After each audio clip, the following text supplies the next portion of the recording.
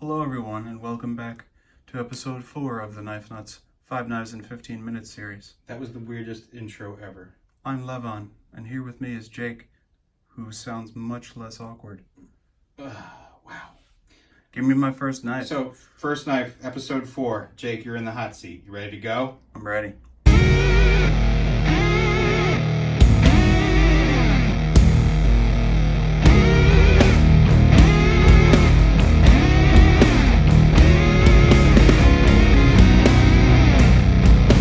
If I can fit this in the frame, I'm ready. Can. Oh, look at that. We're going back to Spyderco once again, which is It's probably a because weird I'm in the Spyderco. seat right now. It's a weird Spyderco. It's a weird, but it's also unique in a good way. This is one of the USN Hawkbill H1 Ladybugs, right? Mm-hmm. In super zombie green, which actually, I mean, Dates it. yeah. Let's get real up close and personal. This is not new or clean. This is a used knife. Yeah, that is definitely seen some shit. No, not actual shit, but you know. It looks like there could be some poop on there. He called the shit poop. Have you used this to scrape any rodent or cat or guinea pig poop? No, there's no No? feces. No Alright. feces have come in contact with it. Well, in all seriousness, this is unlike the dragonfly. This is not one that's really small, but still fits in the hand perfectly. But it is a very cool keychain knife, backpack knife. Obviously, this is my beach knife. Not this particular one. Yeah, not this particular one. I have the serrated version, also in zombie green, and mine still kind of looks like a zombie. It's not quite as dirty and not quite as used as Levon's, but anyway, cool pick because these are rare. H1 steel is probably the only like soft blade steel that everybody loves anyway. Even steel snobs are you know, they'll give the H1 a stamp of approval because you can literally just leave it in salt water for decades. Fun fact, those actually also came in full serrated. And I happen to think I have a serrated one. All fully serrated hawkbill knives look like Skexes from the Dark Crystal. Trial by stone. Trial by stone. Trial by stone. Slaves, read the stone. Get out there. Move. Trial by stone. Let's roll. Come on,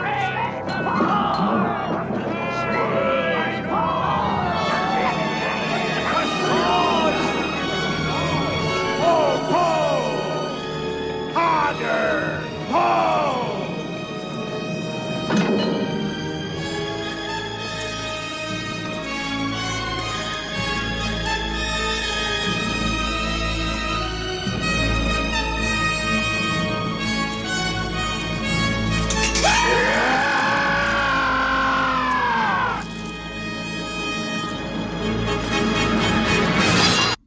You're so cool. Shut up. Here's your next knife. All right. Keeping with the H1 theme. This has nothing to do with it. Yeah. So this is a weird one for you to hand me because this is a Kershaw Ruby. I think this was the first mega mondo overpackaged knife that I remember receiving. Definitely not. It's Definitely not. it's arguably overpackaged, but definitely over decorated. I don't think anyone's gonna argue that all of this is a bit much. Yeah, so But it there obviously is was, built to commemorate the 40th anniversary of There are some very Kershaw knives. unique things about this for a Kershaw. I mean, it certainly reeks of ZT production and manufacturing. It's a USA-made knife. It is a titanium frame lock. A lot of people who see this knife, they think it's just like a budget Kershaw. But in actuality, that is quite a high-end knife. So, yeah, like Levon mentioned, all titanium construction. This is new enough to have a steel insert on the lock bar. It is all DLC coated, but with a really nice, theme in there. What would you call this as an artist, Levon? What would you call these pinstripey type lines? Or are we just going to say? I mean, pinstripey makes sense, but it looks a little more Chinesey.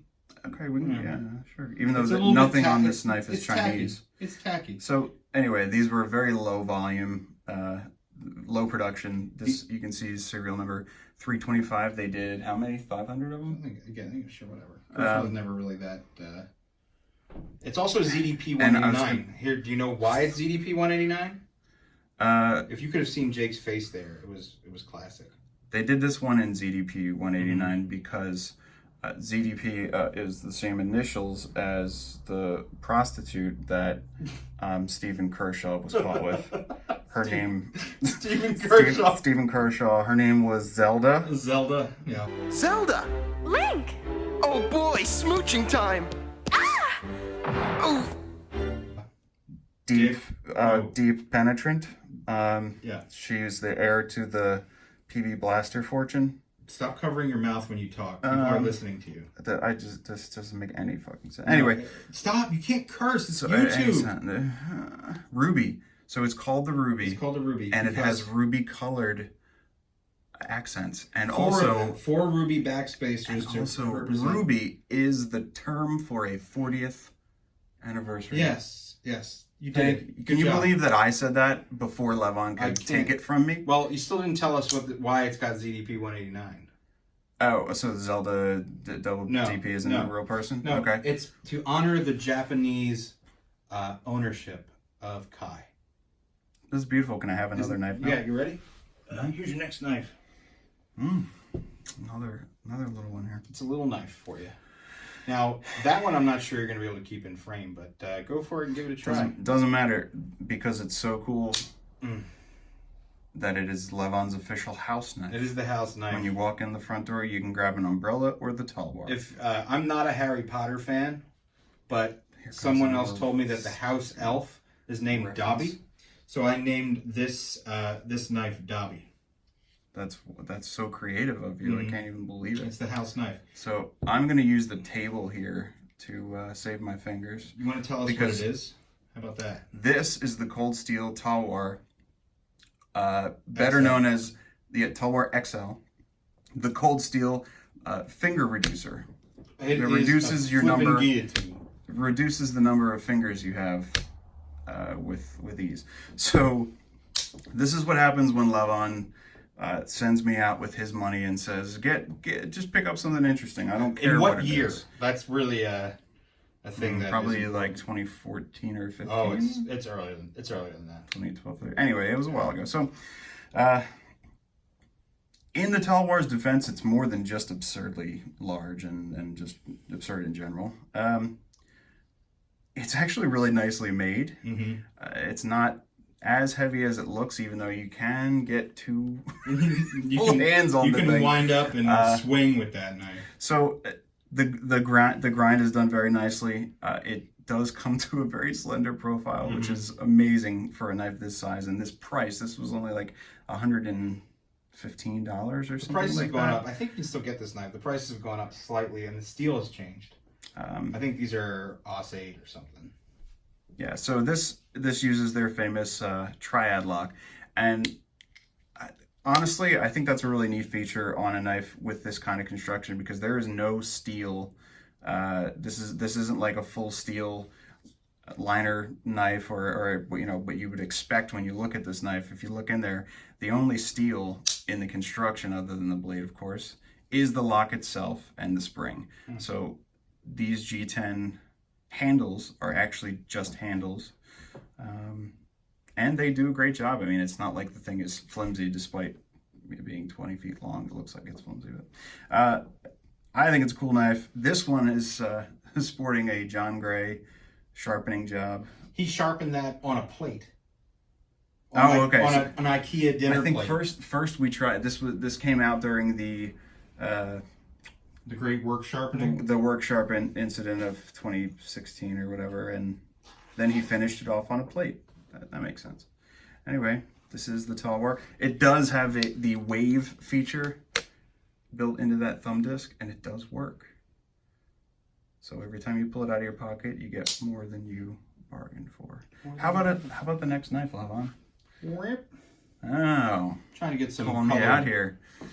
Yeah, this is a knife that I was just raving about in a recent podcast episode. This is the Civivi Shard that they named the Shard, but obviously, you know, it's poop jokes and it's also chartreuse.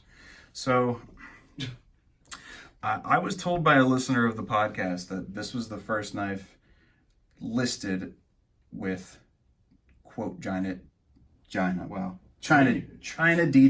Jeez. China D2. Oh I don't know what that would be. Anyway, it is from the Civivi line that we've been raving about for weeks and months now, and sports that same. It's also brand new. Same. This is a very contemporary knife, Jake. Titanium nitride coated and nicely sort of like rounded and polished liners, which is I think at this point it's pretty much their distinguishing characteristic. It's like when you see that, you know it's Civivi. It's a tie nitride coating. Yeah, I just said that. Oh, did you? And also this line is pretty much our pick for like budget of the century. What is the blade seal? This one is D2. It's China D2. You just said that. I'm like, what else can we talk about?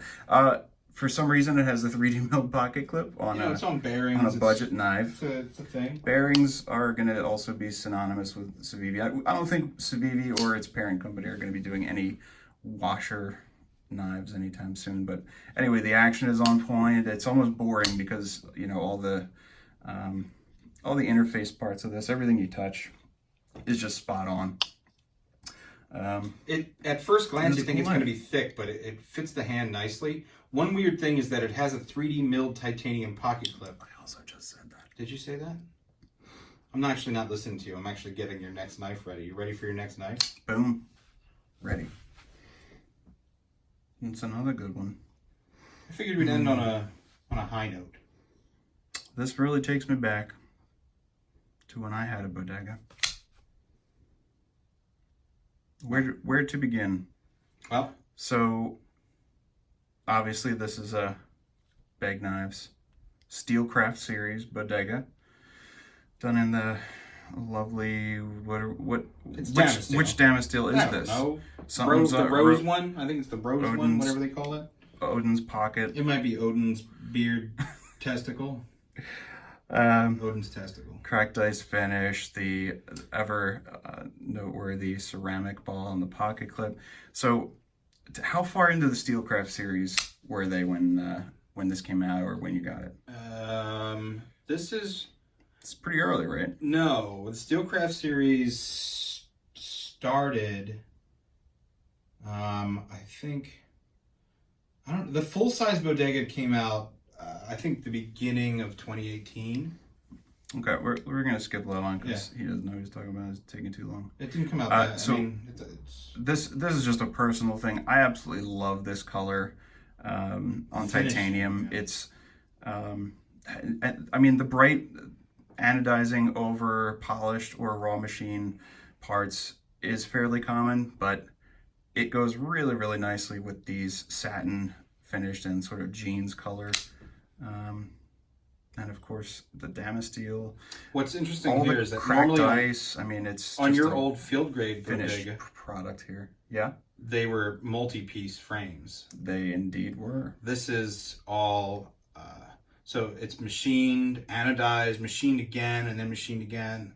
So a lot of processes went through this knife, and these are built by Riot, and it is something to behold. Would you agree, Jay? Yeah, just another